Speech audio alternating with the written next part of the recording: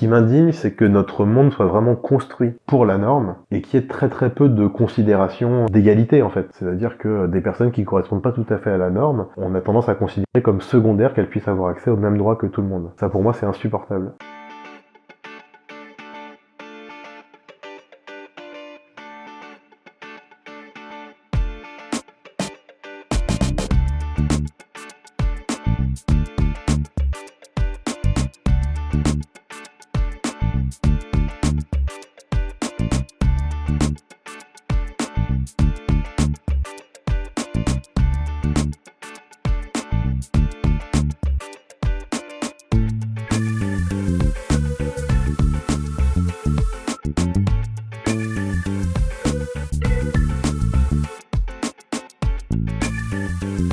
Alors le collectif des Fous Furieux, c'est un collectif de photographes atypiques. C'est-à-dire l'idée c'est que ça s'adresse à des personnes qui correspondent pas tout à fait à la norme. Dans notre société, quand on correspond pas à la norme, on se retrouve rapidement vivre une vie à l'écart. On n'a plus accès à grand chose, on vit une vie dans ce qu'on appelle le milieu spécialisé ou dans des zones un peu frontières. Et l'idée c'est qu'en devenant photographe, c'est le mouvement inverse. En fait, le photographe, il a accès à tout, il est bienvenu partout. Et le photographe, il se dote aussi d'un outil, d'un langage, d'un outil d'expression.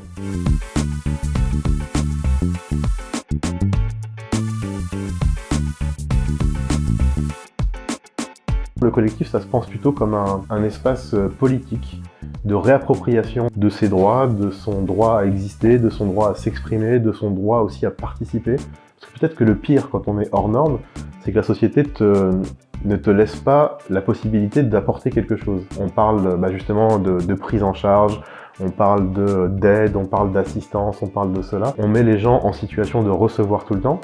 C'est hyper culpabilisant en fait quand tu reçois et que tu donnes jamais. Alors que dans ces espaces-là, dans ces zones-là, il y a une créativité folle, il y a des savoirs qui n'existent nulle part ailleurs.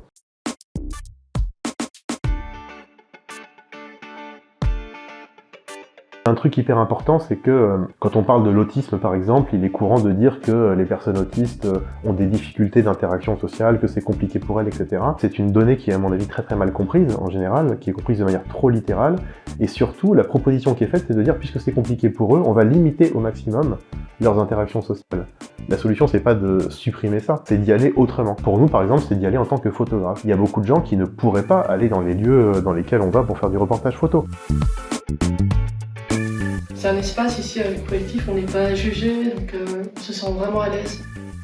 C'est plus un regard des autres dans la société qui parfois peut être compliqué. Surtout si tu parles de ton handicap. Oui.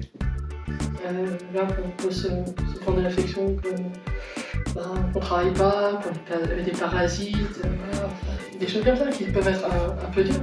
Et alors que quand on arrive avec l'appareil photo, les gens nous voient comme des photographes. Du coup, nous, on est tellement bien à ce moment-là qu'on oublie les soucis qu'on peut avoir et c'est assez magique. Il y a même des gens avec qui j'avais fait des photos et qui ont réalisé plusieurs mois après que j'étais une personne atypique. Donc, ça se voit pas forcément. Pour certains, ça va se voir un peu plus, mais c'est bien, ça permet de changer le regard que les gens peuvent avoir sur le handicap et ça, c'est important. C'est hallucinant. Quels que soient les profils des membres du collectif et tout ça, quand ils ont leur appareil photo, ils sont pas accueillis pareil. Et eux, ça leur permet de développer des interactions, des manières de communiquer avec l'autre. Quand on a appareil photo autour du cou, on va se concentrer. Il n'y a pas de problème, il n'y a pas de stress. On est hors norme, peut-être. On est atypique, c'est sûr. Mais qu'est-ce qui est plus important? Quand on est atypique hors norme, c'est que cette étoile bleue, l'autisme ou pas, c'est qu'on voit les choses différemment. On voit les choses importantes. On va à l'essentiel. Toujours à l'essentiel. Il y a un côté humain aussi.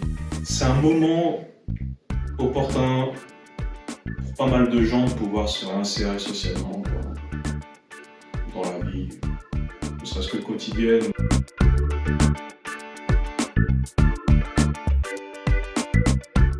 Et ça leur permet en vrai d'être eux-mêmes.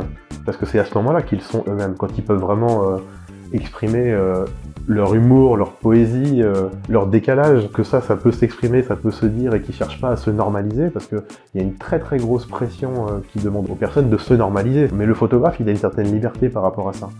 On lui autorise plus de fantaisie. Le premier espace en fait qu'on a cherché à rencontrer, c'est l'espace culturel, c'est vraiment le milieu culturel parce que on l'a vite identifié comme un milieu assez inclusif, un milieu où le hors norme est souvent valorisé. On a commencé à travailler avec Jazz à Vienne par exemple, qu'on couvre maintenant tous les ans. On est en résidence à l'année au Subsistance aussi, qui est un lieu de création d'art vivant, d'art contemporain. On intervient beaucoup aussi dans les établissements médico-sociaux et sociaux, où on peut aller animer des ateliers pour sensibiliser les publics et aussi pour aller rencontrer nos futurs nouveaux flous.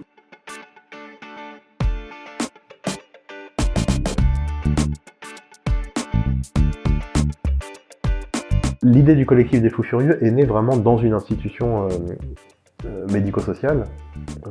Quand je bossais comme éducateur, c'est à ce moment-là que c'est né. Je sentais que ça pourrait devenir un truc vraiment chouette si ça sortait de l'institution, mais j'avais aucune idée de comment le faire. J'avais aucune idée de ce que c'était qu'un incubateur, mais vraiment quoi. J'avais juste entendu, oui, Ronald Piaf, les incubateurs c'est bien, ça peut t'aider, ça peut. Ouais, je savais pas trop comment, je savais pas trop ce que j'allais y chercher. Je présente le truc avec un dossier, je pense. Je sais pas si vous avez déjà eu des dossiers aussi pourris en sélection, mais j'ai senti que le dossier il était vraiment, il était bancal, il manquait plein de trucs. Mais il y a eu une discussion d'excellente qualité avec le jury qui a cherché quand même à comprendre. Je pense qu'il a senti qu'il y avait quelque chose qui se passait. Il savait pas quoi, c'était pas clair du tout, mais il sentait qu'il y avait un truc quand même important. Et là, ça a absolument tout changé. Vraiment. C'est-à-dire, je pense que ce projet, sans accompagnement, j'aurais pas du tout eu la méthode. Moi, j'avais aucune compétence en fait sur la gestion de projet, entrepreneuriat. Mes compétences, c'était vraiment le terrain.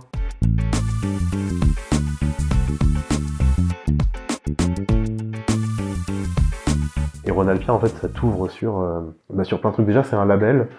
Quand tu contactes un interlocuteur avec un projet, t'intéresse moyennement, mais si tu dis que tu as été incubé, les gens savent que le projet a été sélectionné, qu'il est déjà passé sous le regard d'experts et que donc ça veut dire que ce projet-là, il est possible.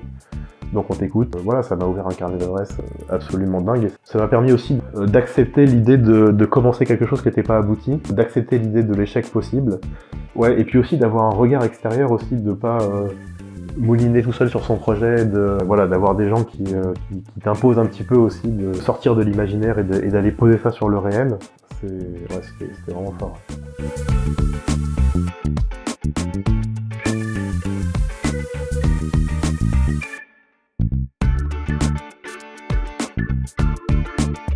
Être intrépide, c'est accepter une part de risque, c'est accepter de l'inconfort pour une cause qui nous paraît importante.